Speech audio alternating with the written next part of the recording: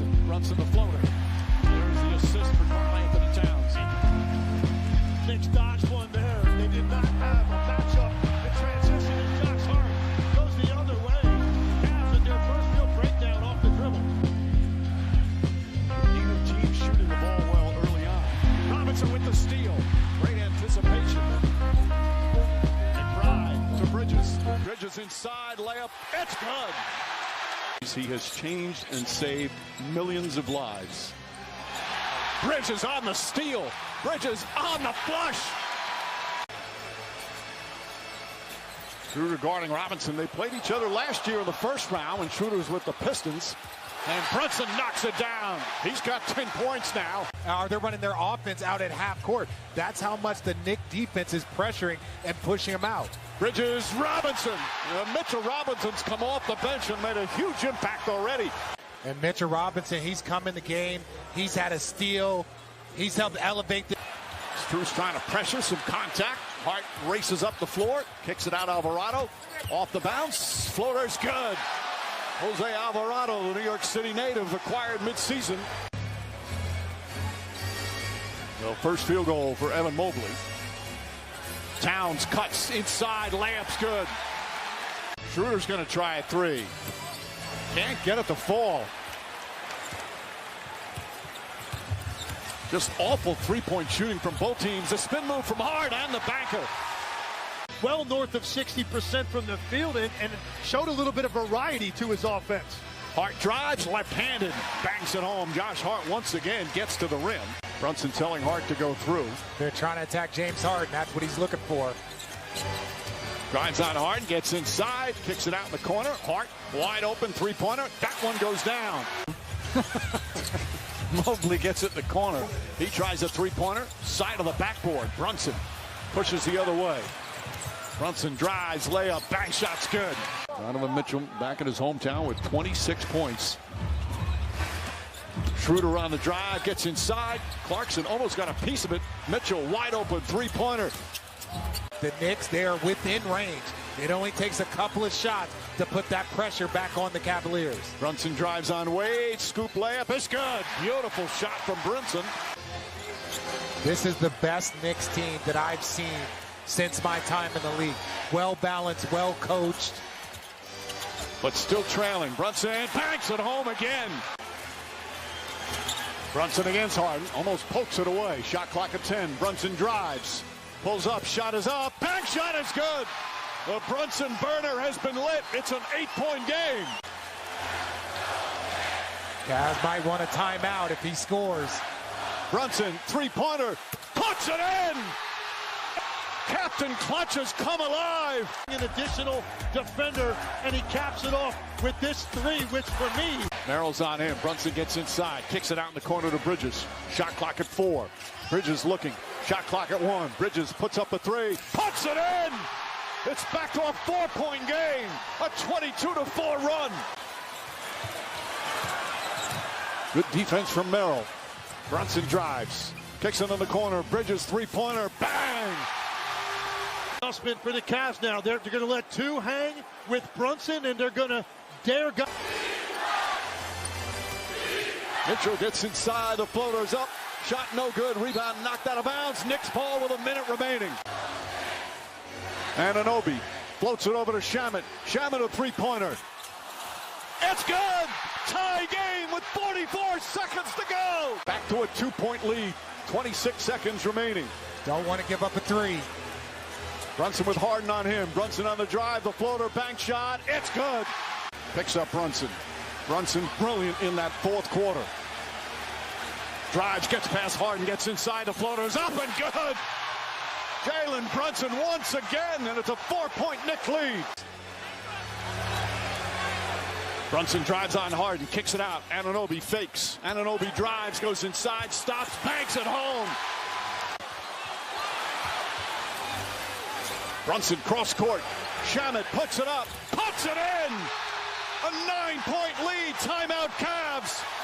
And Landry Shamet, 9 big points off the bench, but none bigger than that 3-point shot. Ladies and gentlemen, please welcome your Sports Dialogue podcast host Paul Edwards. Hello, everyone. Welcome to another episode of Sports Dialogue. My name is Paul Edwards. I'm your podcast host. I'm here to discuss the NBA playoffs. We have two series. There are the finals in the East, Knicks versus the Cavs, and the finals in the West, Spurs versus OKC. In the East, the Knicks won game one. I'm going to discuss that momentarily. And in the West, the Spurs won game one. So I'm going to start with discussing my thoughts on the New York Knicks versus the Cavs, game one, Madison Square Garden, that took place yesterday. I knew that, first of all, congratulations to the Cavs and also Detroit. I know Detroit didn't advance, but they played a tough series, and the Cavs prevailed, so congratulations to the Cavs. I'm obviously rooting for the New York Knicks, but I'm a basketball fan. I'll be as fair as possible. I'll just call it the way I see it. And I knew that the Knicks, after beating Philadelphia in 4 games straight, they were off a number of days, 9-10 days or so. And for the folks viewing that may not have played sports, in most sports, particularly basketball, football, baseball, most sports, you have to be in a routine. The body gets into a routine, whether you play every other day, every 2 days, and the body remembers. And the body kind of programs itself to do the physical activity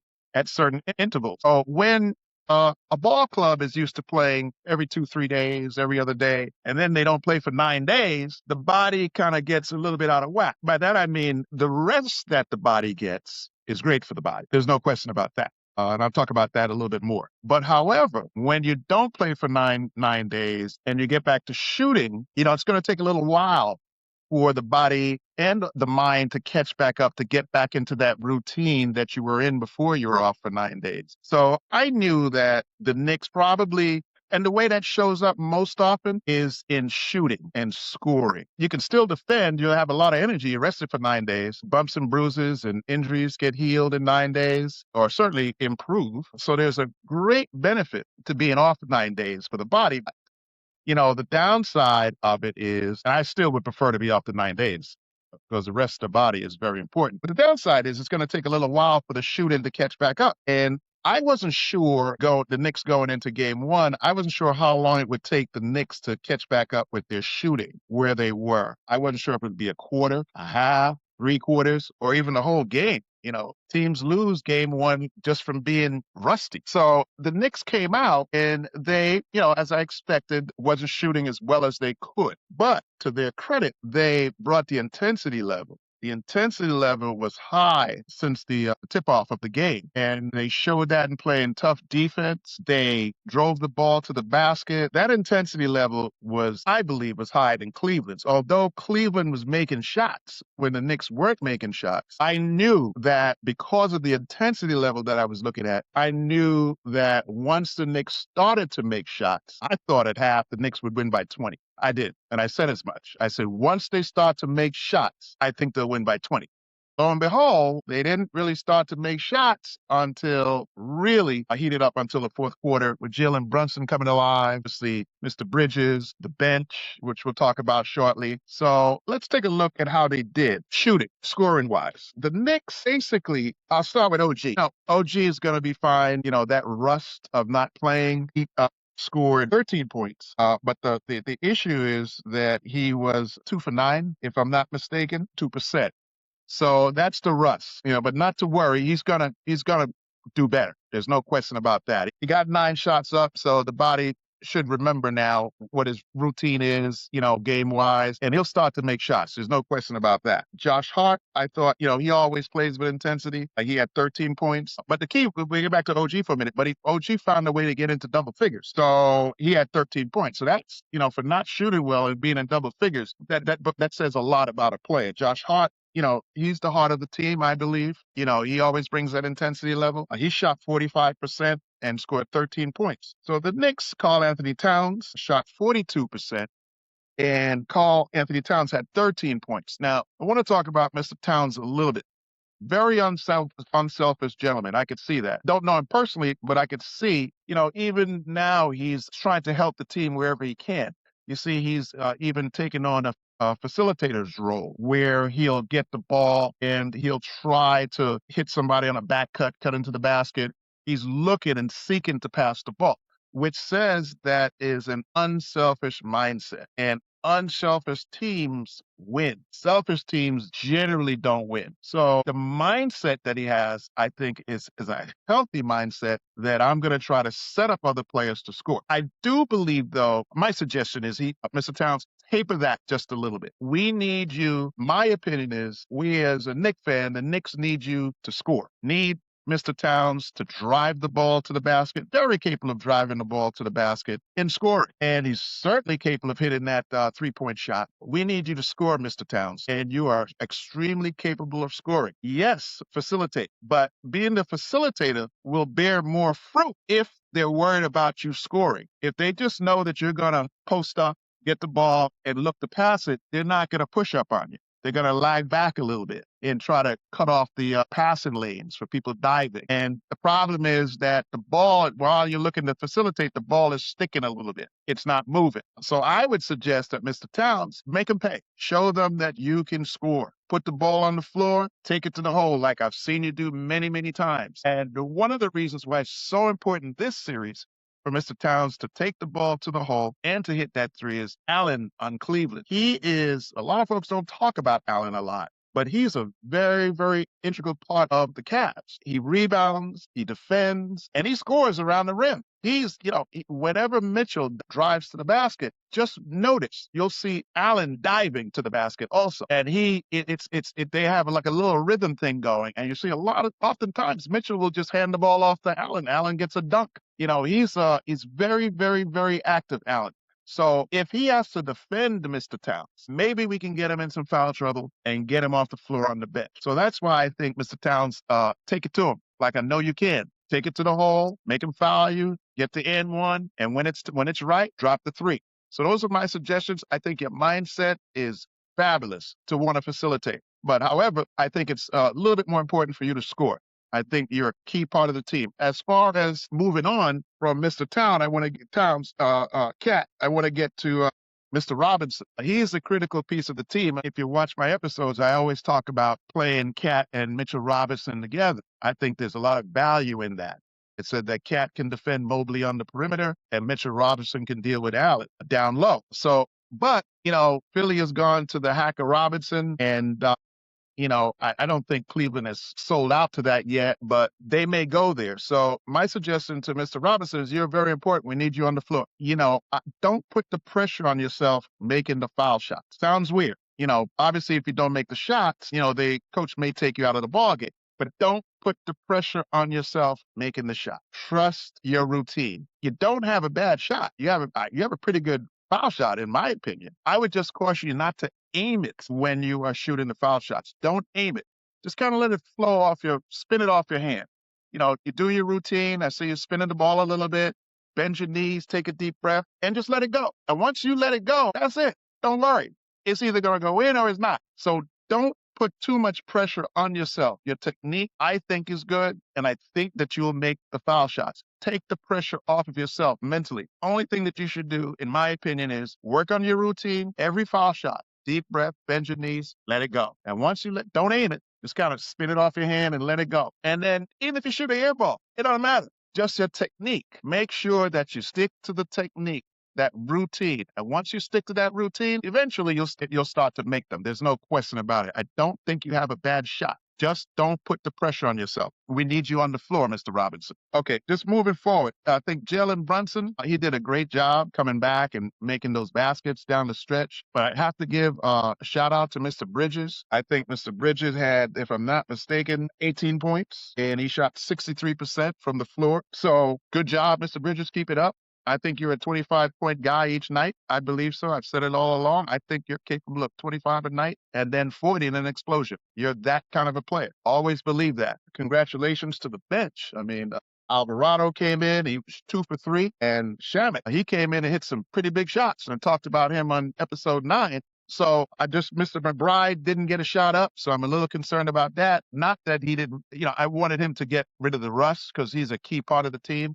So even if he missed it, I wanted him to take some shots to get back in. But I don't believe he had any attempts, if I'm not mistaken. Yeah, he had 0 attempt. No, he had 1 attempt one shot and he didn't make it. I would have hoped he had taken a few more just to get back in rhythm. But again, I think the Knicks, if they keep that intensity level where they're playing is no joke. They are really, really playing at a high intensity level. And if they combine that with making shots, I don't see how Cleveland win games too. I looked at Cleveland's strategy. They have a very good strategy.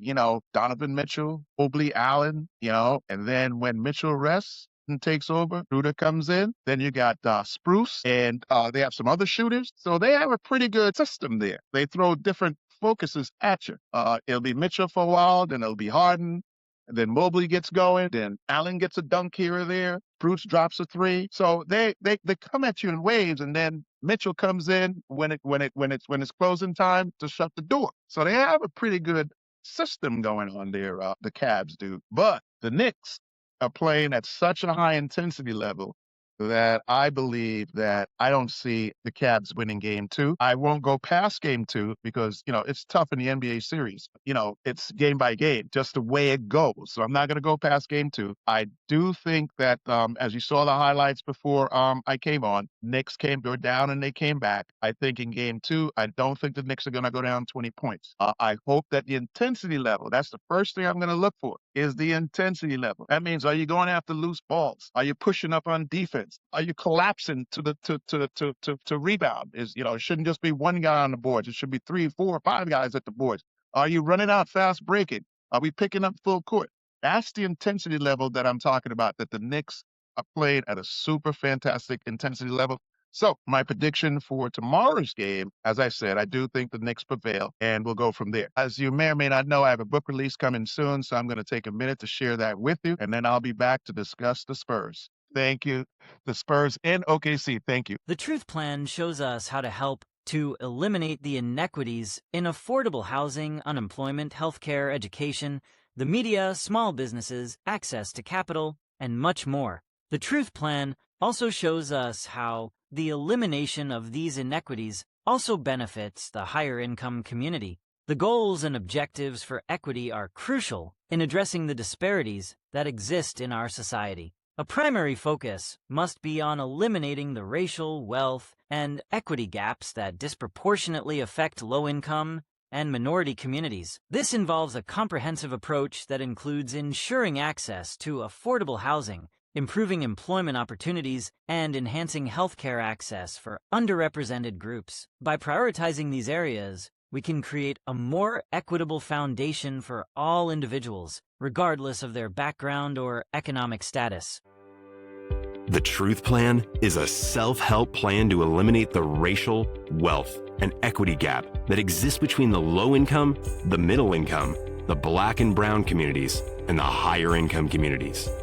The Truth Plan believes that all communities should prosper.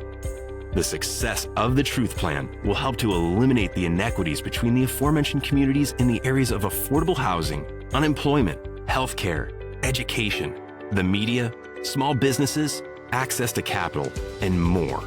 The higher income communities will also benefit. Prosperity for all. Never settle for less.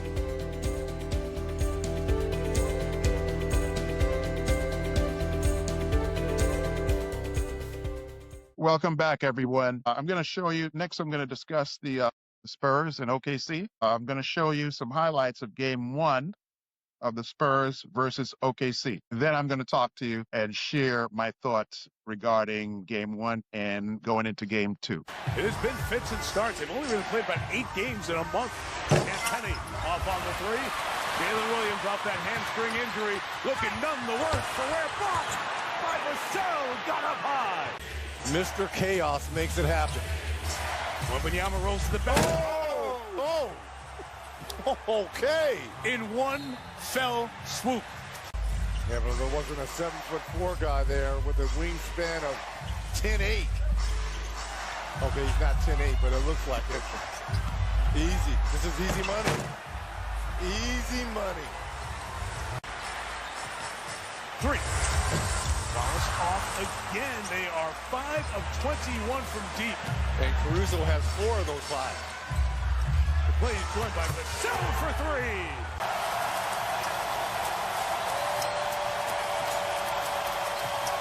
Hassel Pass in the corner, Vassell. Got the three. Huge three by Devin Vassell. Side out San Antonio. Minute 4 into OT. No points. Holmgren headed out. Castle's got a pass. Attacks SGA and throws it down. Spurs got numbers. Holmgren down behind the plate. 5 on 4. Wemby's going to pull a deep three. Oh my goodness. A logo shot. 28-footer. Ties it at 108. Mason Wallace guarding Castle. Harper guarded by Lynn Caruso. Wimby beat it inside. Threw it down with a foul. Thunder got to go. Gilgeous-Alexander, tough shooting night. Caruso, the star of the night, gets to the basket, reverse with Wemby there to challenge. Holmgren denied by Vassell. Williams inside, can't score. Harper's got it with 40 to go. So we saw the highlights, and my thoughts on game one, Wimby in the middle is very tough. He's a tough guy. He's not the only player on the team. I mean, they get contributions, as you saw, from many different players. They had 1, 2, 3, 4, 5, 6 players in double figures. And that means they're getting contributions from different sources. And then on top of that, you get 41 points from Wimby in the middle. And you saw that jump shot he hit from on their half court at the end of regulation. He can shoot the ball, he can dunk the ball, he can go to the basket, he can defend, he can block shots. So, I just think he just needs to, strengthen his body, which will happen over time. He's still young, but that Spurs team is really, really playing well. And to get that kind of diversity in scoring bodes well for the Spurs. They shot